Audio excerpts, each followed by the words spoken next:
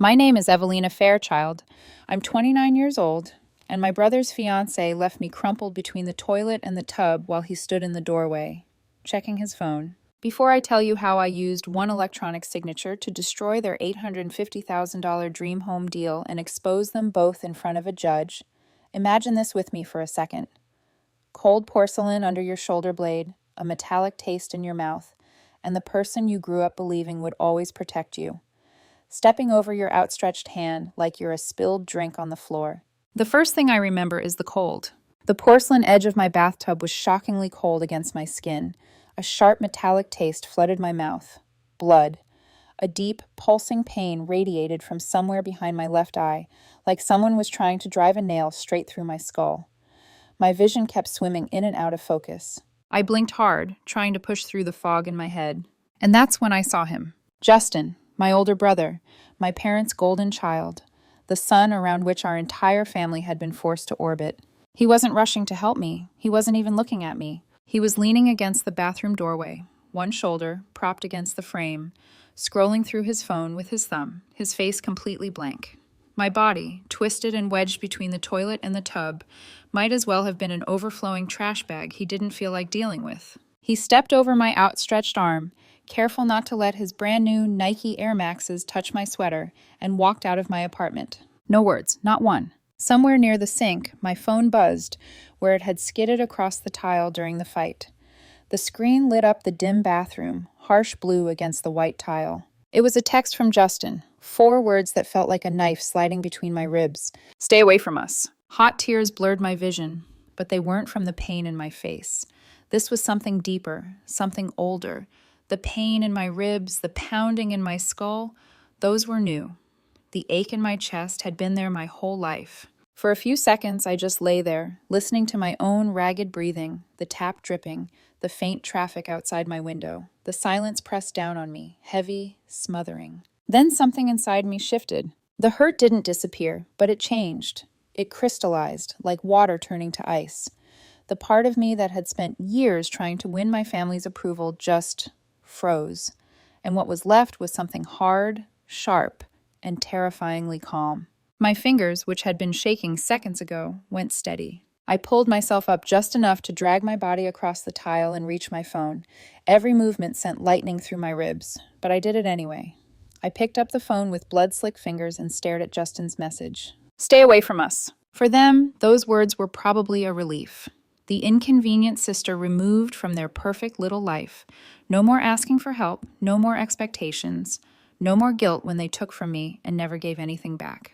For me, it was something else. It was a declaration of war. I typed back a single word. It felt like carving letters into ice. Gladly, I hit send. The silence that followed wasn't empty anymore. It was loaded, full of unspoken things, of years of swallowed anger finally hardening into resolve. To understand why that simple exchange shattered something so deep inside me, you have to understand my family.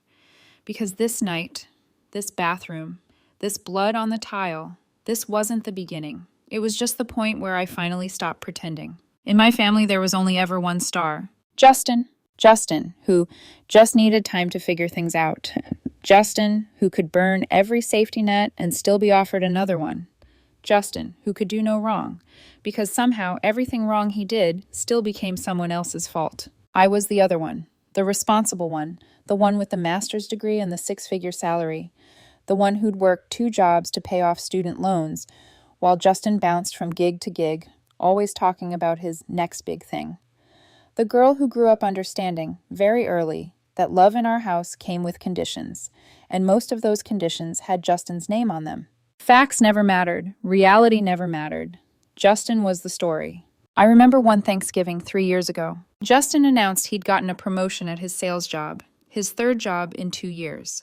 My father actually stood up at the table, lifted his glass, and said, "To my son, the future CEO of America." Everyone clapped, even my cousins, who knew perfectly well he'd quit his last job via text. Later that night, while I was helping my mother package leftovers, I quietly mentioned that I'd just been headhunted by a Fortune 500 company. It came with a massive promotion, a corner office, and stock options that would basically guarantee my financial future. My mother patted my hand, still not looking at me. "That's wonderful, sweetheart," she murmured, But don't let work consume you. Men don't like women who are too ambitious. You need to leave room for a family. From the other side of the dining room, Justin caught my eye, grinned, and said nothing. It was like that with everything. When our grandmother passed away, she left behind a small inheritance, around $30,000. I was drowning in student loan payments at the time, living in a one-bedroom apartment with a leaky ceiling. Justin, meanwhile, wanted a loaded Jeep Wrangler he absolutely didn't need. You already know how that turned out. The money was quietly redirected to help Justin get reliable transportation. I was told I was doing fine on my own and didn't need help with a condo down payment. No one said it out loud, but the message was clear. I wasn't a daughter worth investing in. I was the family's emergency fund, a tool, a backup generator. And then there was the Rolex. In high school, Justin borrowed our dad's vintage Rolex, a gift from my grandfather, and lost it at some party. When Dad found out, Justin didn't miss a beat. He looked straight at him and said, "I think Evelina was messing with it in my room. Maybe she misplaced it." I took the fall. I worked a miserable smoothie shop job for 6 months, getting screamed at by customers who acted like blended fruit was a constitutional right, just to help pay for a replacement watch and keep the fragile peace in our house. That was my role, the fixer, the safety net, the invisible support beam holding up everyone else's life. And then came Angela. When Justin first brought Angela home, she looked breakable. Big brown eyes, a soft, trembling voice, a sad story about foster homes and never having a real family. I saw her and thought, maybe, finally, he picked someone I could like, someone who might actually be good for him. When she struggled to find work and couldn't afford her own place, I stepped in. I didn't just co-sign her lease, I rewrote her resume. I spent late nights rehearsing interview questions with her, teaching her how to negotiate a salary without apologizing. I paid her security deposit and the first 2 months' rent, told her to pay me back whenever she could.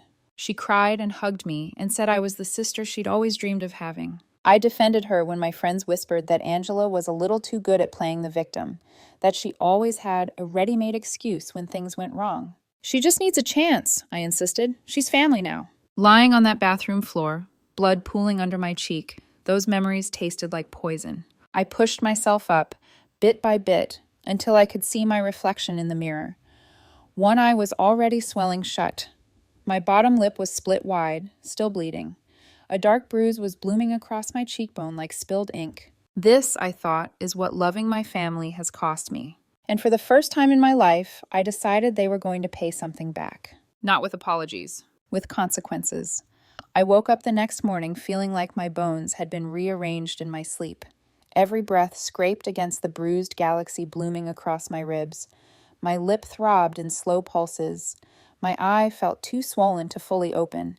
But none of that compared to the ache in my chest, the one that had been forming for years, the one last night had simply snapped clean in half.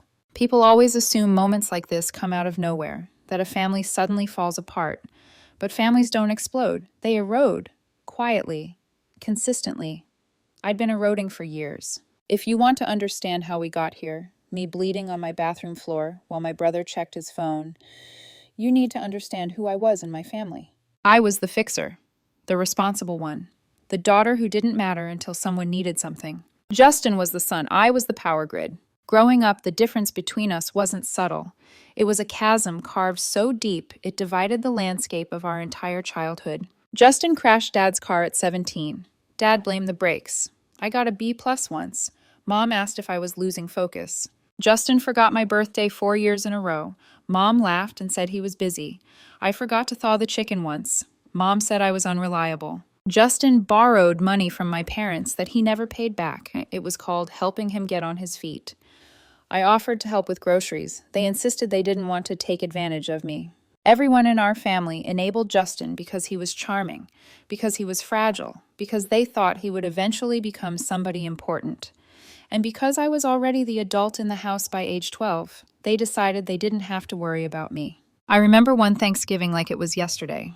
The house was warm with cooking smells, rosemary, garlic, pie crust. The chatter was loud, happy, predictable. At the head of the table, Justin cleared his throat dramatically. "I got promoted," he announced, grinning like a man who'd won the lottery. Applause erupted. My father stood, raised his glass, To my son, he boomed, the future CEO of America. Everyone cheered. Meanwhile, Justin had been at that sales job for less than 4 months. It was his third job in 2 years. Later that night, after helping Mom wash dishes, while Justin held court in the living room, I mentioned quietly that I'd just been recruited by a Fortune 500 company. Corner office, huge raise, stock options. My mother patted my hand and said, "That's wonderful, sweetheart, but don't let work consume you. Men don't like women who are too ambitious."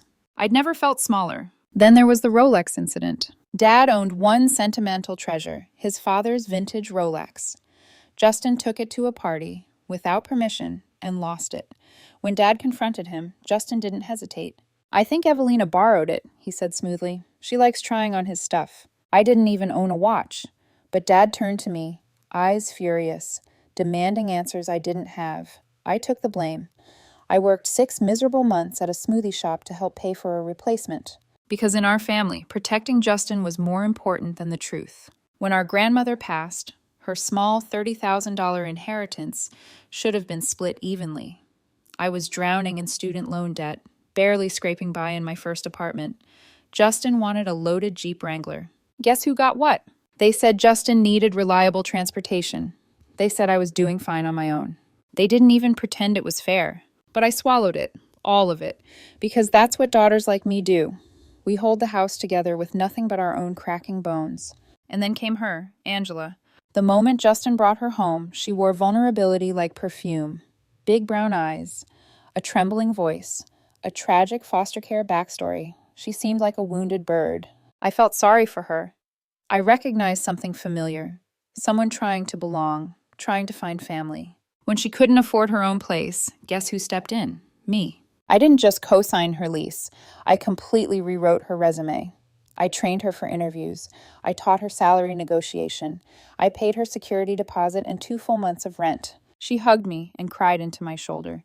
"You're the sister I always dreamed of," she whispered. I believed her. When my friends raised red flags, how Angela always had excuses, how she manipulated sympathy, I shut them down. "She just needs a chance," I'd insist. Justin finally found someone who needs him. I wanted so badly to believe she was different, that she wasn't like the parade of people who came before, people who took from me because I never said no. But red flags ignored become knives later. And I didn't see the blade until it was already in me. The wedding registry argument should have been nothing. Something small, something forgettable.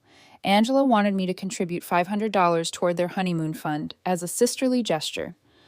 I reminded her I'd already bought their gift. Her face changed instantly. The softness evaporated. Her eyes went hard, flat, silent. She accused me of undermining her wedding, of disrespecting their future, of always thinking I'm better than her. Her voice rose, sharp and vicious, and before I could back up, before I could even understand what was happening, she shoved me. Then came the punch. The crack of my head hitting porcelain, the explosion of pain behind my eye, the warm taste of blood blooming in my mouth. And Justin, standing in the doorway, doing nothing, texting, watching me bleed. When I told people later, they asked why he didn't help me. But I know why. Because in our family, my suffering was always an acceptable price for keeping Justin comfortable. That night in the bathroom wasn't new. It was just the first time my body, not my heart, took the hit. When I finally reached my phone and typed gladly, something fundamental in me cracked open. It wasn't anger. It wasn't revenge. It wasn't even despair. It was clarity. The kind that comes when a lifetime of unequal love sharpens into a single, piercing point. I was done being the invisible daughter, and for the first time, I understood what power felt like. It felt like blood drying on your cheek. It felt like silence turning into strategy. It felt like a woman who had nothing left to lose anymore. And the world should always fear a woman like that. The morning after the assault, my body felt like it had been hammered into a new, unfamiliar shape. Every movement pulled at bruises I didn't even know I had yet. My ribs burned each time I inhaled. My bottom lip was ballooned and split. And the left side of my face, well, that looked like someone else entirely. But my mind? Clear, cold, focused in a way I had never experienced before. It was the kind of clarity that only arrives when something in you breaks so completely that it can never return to its original shape. My phone vibrated on the nightstand, Autumn. "Evelina, I'm outside. Buzz me up." I opened the door slowly, wincing as the motion tugged on the swelling across my cheekbone. Autumn took one look at me and froze. "Oh my God, Eve." Her voice cracked in that gentle way that made something inside me wobble. She stepped forward and cupped my chin lightly, examining the split lip, the purple halo around my eye, the deep bruise creeping toward my jaw. "He did nothing," I whispered, my throat raw. "He just stood there." Autumn swallowed hard. "We are calling the police. This is not a disagreement. This is assault." But I shook my head. I wasn't ready for chaos, yet. First, I needed precision. "I want to think," I said quietly, "before I do anything." Autumn studied me, her eyes narrowing. She'd known me long enough to recognize when something in me had shifted. "You're planning something," she said slowly. "I'm planning consequences." I sat down at my desk, ignoring the throb in my ribs. My fingers rested on the keyboard, perfectly steady. Angela and Justin thought hurting me was the end of the story. But I wasn't done, not even close. I opened my laptop and navigated to my bank's secure portal, entering the long chain of digits I'd memorized years ago. There it was. Primary guarantor, Evelina M. Fairchild. Loan amount, $850,000. Property address, 428. Magnolia Lane, Charleston, South Carolina. Their dream home, the one with the wraparound porch and the gourmet kitchen Angela posted incessantly about, her captions dripping with soft focus self-praise. The loan they never would have gotten without me. My income, my spotless credit. My financial discipline they'd mocked as uptight and obsessive. And suddenly I saw it all clearly. They had built their dream life on my back, on my money, on my reputation. And then, without hesitation, they tried to discard me. Actions have consequences. Revoking my guarantee wasn't simple. The bank designed the process to stop impulsive decisions. A pop-up appeared. "Are you sure? Withdrawing your guarantee may result in immediate loan cancellation." Yes. Two-factor authentication. A code sent to my phone. Security questions. My mother's maiden name, a bitter irony. Final document. Withdrawing your guarantee will likely result in termination of this loan agreement. I read every word, then signed electronically. My signature was small, a handful of neat strokes. But it was a bomb. A digital explosion planted in the center of their carefully curated future. Autumn sat across from me, arms crossed. "Evelina, was that what I think it was?" "Yes." "Good," she said. "They earned it." That afternoon I showered, carefully, and took high-resolution photos of every bruise, jaw, eye, ribs, shoulder, lip. Autumn helped me hold the camera steady. Then we drove to urgent care. The doctor, a woman with silver hair and a warm voice, examined me with gentle precision. She recorded everything meticulously. Periorbital hematoma, inner lip laceration, rib contusion consistent with blunt force trauma, craniofacial swelling. Her clinical tone soothed me in a strange way. She wasn't minimizing. She wasn't doubting. She was documenting. Evidence. Real, immovable evidence. By the time we returned to my apartment that night, I had a growing digital folder labeled Evidence Court on my desktop. It felt like armor. The next evening, my phone lit up with Justin's name. I watched it ring out. 30 seconds later, it lit up again, this time with a voicemail. I didn't listen, but the third time he called, I answered. As soon as I picked up, Justin's voice exploded through the speaker. "Evelina, what did you do? The bank called. Our loan fell through. They said the guarantor pulled out. Did you seriously just ruin our house?" I let the silence stretch until I felt him squirm on the other end. Finally, I spoke. "I did what you asked, Justin." "What? What are you talking about?" "You told me to stay away from you." I paused. "That includes my credit, my money, my support, all of it." His breath hitched. Eve, please, don't do this. Angela's devastated. We put everything into that offer." "I don't care," I said flatly. "You made your choice. Now I'm making mine." I hung up. The satisfaction was not sweet. It was cold, tranquil, like sliding into a lake at midnight. Later that night, someone pounded on my apartment door hard enough to rattle the frame. I checked the peephole. Justin and Angela. Angela's eyes were wild, rimmed with fury. Justin looked frantic, desperate. "Evelina, open this door," Angela shrieked. "You're ruining everything. Our house, our wedding, our entire future." "You owe us," Justin shouted. "Why would you do this to your own family?" Family. The word felt like a joke. I didn't open the door. I didn't speak. I simply watched them through the peephole as they screamed, pleaded, banged their fists. Not once did either of them say, "We're sorry. What happened to you was wrong. Are you okay?" Not once. Their pain was only about losing what I gave them, not about what they took. When they finally left, I blocked both numbers, then turned off doorbell notifications. Then sat back down at my desk and added 3 more documents to my evidence folder. My mother called the next morning. She didn't ask about my face. She didn't ask if I'd gone to a doctor. She didn't even ask why my voice sounded like it had been scraped raw. Justin told me everything, she said sharply. How could you be so selfish, Evelina? Angela is under stress. Weddings bring out emotions. You probably provoked her, and now you're sabotaging their future over what? Pride? I closed my eyes. Mom, I whispered. Angela punched me. Justin watched. Oh, stop being dramatic. A pause. Then, you've always been too opinionated, too sensitive, too competitive. You make people uncomfortable. There it was, the truth of my childhood, said out loud. I hung up, and something inside me, something small, hopeful, foolish, finally died. Autumn found me curled on the hallway floor, shaking. She didn't speak. She just sat down and held my hand until the sobs stopped. When I could breathe again, I whispered, they were never my family. She squeezed my hand. No, she said softly, but you're about to show them exactly who you are. And she was right, because the next blow was coming, one they didn't think I'd survive. A certified letter, Angela's handwriting in the return address. Inside, a temporary restraining order against me. Filed with the court, signed, stamped.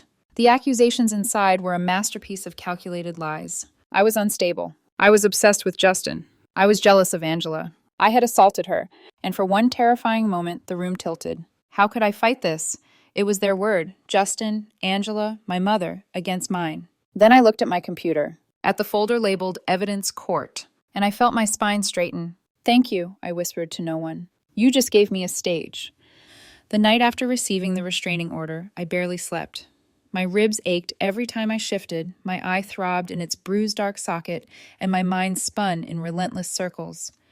Not because I doubted myself, no, not anymore, but because I finally saw the full, horrific shape of the truth.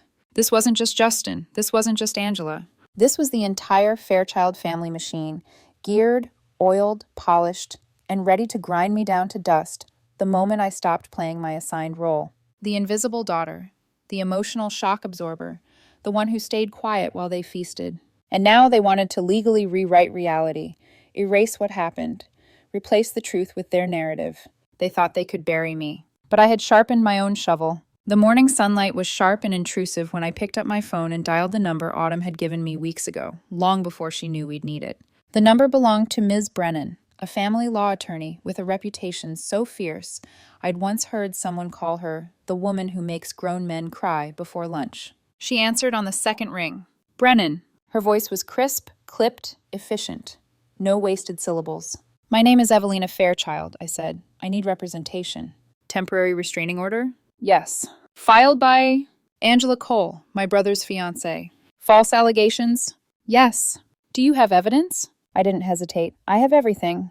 There was a brief pause, a small nod of approval in the silence. My office can fit you in at 3 today. Don't speak to the petitioners. Don't post anything online. Bring all documents. We will contest aggressively. Aggressively. Good. Autumn drove me to the office. I wore sunglasses to hide the bruising, though no amount of dark tint could disguise the swelling.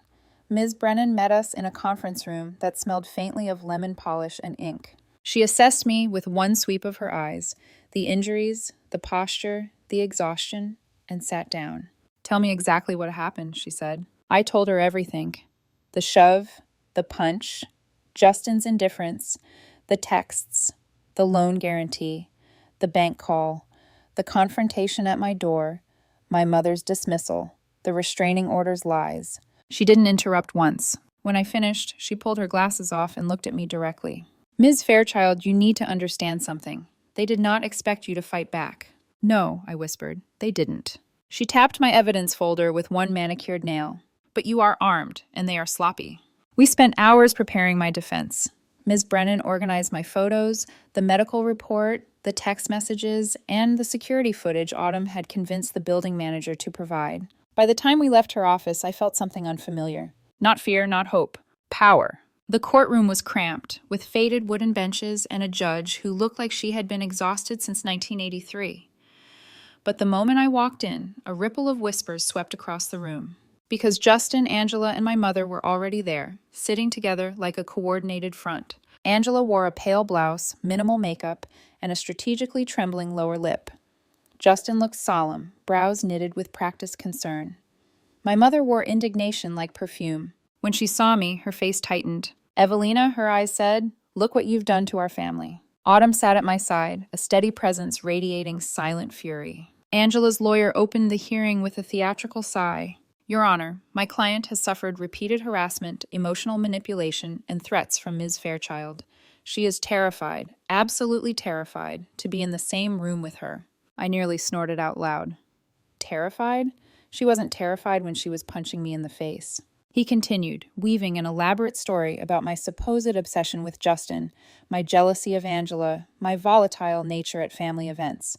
I felt my pulse throb in my bruised cheek. Then Justin was called to the stand. Seeing him swear an oath to tell the truth felt like a cosmic joke. He spoke in a soft, mournful voice, painting me as someone who had always been on edge, someone who had trouble controlling her emotions, someone who misinterpreted things and lashed out unexpectedly.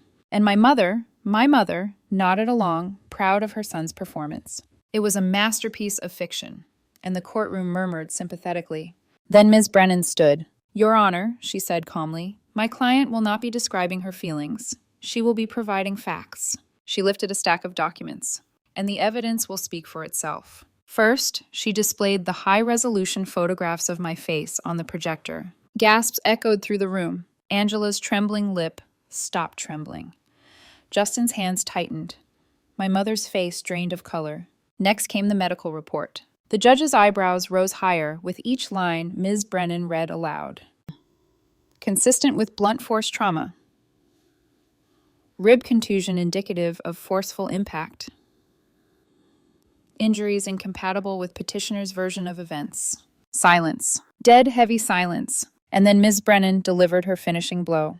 "Your Honor, we submit security footage obtained legally from the apartment building where the alleged incident took place." Angela's head snapped toward her lawyer. Justin blinked rapidly. The video played. No sound, but it didn't need sound. It showed me opening my apartment door, smiling faintly. It showed Angela lunging, shoving me backward. It showed my body disappearing into the bathroom. It showed Justin standing there, looking at his phone, before turning and walking away. No help, no concern, nothing. The entire room froze. The judge leaned forward, jaw clenched. The footage ended. The silence that followed was absolute. Even the air felt still. Finally, the judge exhaled sharply. "The petition for a restraining order," she said, "is denied." Angela coughed out a tiny sob. Justin's face crumpled. The judge wasn't finished. She pointed at Angela. "Filing a false report and committing perjury are criminal offenses. You are fortunate Ms. Fairchild has not pressed charges." Then she turned to Justin. "And you, sir, are a coward." A hush fell over the courtroom. My mother lowered her gaze, shame and confusion twisting her features for the first time in years. The gavel dropped. "Court is adjourned." As we stepped out into the hallway, Autumn hugged me so tightly I had to gasp. "You did it," she whispered. "You actually did it." My mother hesitated, then approached. "Evelina," she said, voice trembling, I didn't know. I didn't think." I gave her a cold, empty look. "You never do." I walked past her. Justin moved to block my path. "Eve," he croaked, "please. Angela gets like that sometimes. I didn't know what to do. I stared directly into his eyes and spoke with more clarity than I had ever felt in my life. "You stood there," I said softly. "You stepped over my body. You texted me to stay away, and now I am." I stepped around him. "We're strangers now." And I meant it. The weeks after the court hearing felt surreal, like the world was trying to settle back into its old shape, but I refused to fit into it anymore. Bruises faded. Swelling went down. The cut on my lip healed into a faint line, but inside something entirely new was forming. I no longer felt like Evelina who endures. I was becoming Evelina who decides. And that small shift changed everything. Healing wasn't a straight line. Some mornings I'd wake up drenched in sweat, convinced I still heard Angela's voice shrieking through the bathroom doorway. Some nights I'd bolt upright, heart hammering, imagining Justin stepping over me again, choosing convenience over compassion. It wasn't fear, it wasn't grief, it was the ghost of a reality I had finally escaped. But as days passed, those ghosts began losing their voice. I started going to therapy, not for them, for me. For the version of myself who had been abandoned by her own family so many times she learned to shrink her needs into silence. The therapist, a calm woman with warm eyes, listened with a gentleness I wasn't used to. "Evelina," she said one day, "you survived not just an assault, but a lifetime of minimization, of being diminished. What you're feeling isn't weakness, it's decompression." I cried harder than I expected, not because she was right, but because it was the first time someone had ever told me I was allowed to feel wounded. Allowed. The word felt both foreign and liberating. Work became a refuge, not because I was running from anything, but because for the first time in my life, I wasn't working to prove something. I was working because I was good at what I did. And when you stop questioning your own worth, people notice. By the end of the quarter, I'd led my team through our strongest performance in company history. My boss called me in for a meeting and offered me a promotion. "Senior VP," he said, "you've earned every inch of it." The youngest SVP in the firm's 40-year history. I walked out of the office that day with a strange, quiet smile. Not triumphant, not proud. Steady, like someone finally standing on ground that had always been theirs, but had never been acknowledged before. On Thursdays, I took up glassblowing. Yes, glassblowing. I'd always wanted to try it, but growing up, the idea had been dismissed as messy, impractical, and a distraction. But in the studio, furnace humming like a heartbeat, molten glass glowing orange, I found something unexpectedly healing. You take something fragile, shapeless, and burning, and with patience, breath, and steady hands, you transform it. The first time I pulled a completed glass vessel from the annealer, delicate and shimmering, I nearly cried. Not because it was beautiful, but because I'd made it. My life felt the same. Molten once, shapeless once, now gradually forming into something strong and intentional. My chosen family blossomed around me. Autumn became my anchor in ways neither of us had expected. She checked in daily, dragged me to brunch on weekends, forced me to rest when I pretended I didn't need it. She sat next to me at the glass-blowing studio, swearing loudly every time the glass blob rolled off center. "You're healing too fast," she muttered once, trying to shape a lopsided bowl. "Trauma gifted me efficiency," I said dryly. We laughed, real, full, belly laughter that echoed off the studio's concrete walls. And that night I realized something important. Healing wasn't the quiet, solemn process I thought it would be. Sometimes it was loud, messy, ridiculous, human. My friends filled my condo with warmth. I hosted dinners, game nights, lazy Sunday breakfasts. My living room, once cold and sterile, became a space filled with voices, stories, clinking glasses, and laughter. This was family, not the one I was born into, the one I built. Months passed. Then one afternoon, I found a letter in my mailbox. The handwriting hit me instantly. "Justin." For a moment, I didn't move, didn't breathe. I stood in the hallway, envelope balanced in trembling fingers, not because I feared what it said, but because I didn't feel anything. No dread, no longing, no old ache, just quiet. I opened it out of curiosity, nothing more. Inside was a rambling, self-pitying apology. Lines and lines of explanations and excuses. He and Angela were finished. She'd filed her own restraining order against him. There were accusations, countersuits, therapy sessions, self-help books. He was working on himself. He was trying to change. He wanted his sister back. I read the whole thing. Not once did he say, "I'm sorry I didn't help you." Not once did he say, "You didn't deserve that." Not once did he acknowledge the years I spent holding up his life while he watched mine tilt into chaos. When I finished, I folded the letter neatly, tore it into 4 pieces, and dropped them into the recycling bin. Not with anger, with closure. A year and a half after the assault, I stood on my balcony watering a small succulent I'd bought the week of the court hearing. A stubborn thing. I neglected it constantly, yet it refused to die. That morning, something new had appeared. A tiny yellow flower blooming at the very top. Fragile, unexpected, alive. I touched it gently and smiled. I used to think strength meant being unscarred. Now I know strength is what grows from the scars. I survived not just the violence, but the deeper wound, the betrayal of people who were supposed to love me. And I built something new from the ruins. A career, a community, a home inside myself. The one they could never take. The one they never helped build. The one that finally felt like mine. I took a breath of warm air, closed my eyes, and felt something I hadn't felt in years. Freedom. Not from them. For me. Thank you for listening to my story. I know it wasn't easy, but maybe someone out there, someone who feels invisible or dismissed or unprotected, needed to hear it. And if this resonated with you, tell me, have you ever had to cut a toxic family member out of your life? You're not alone. Not anymore.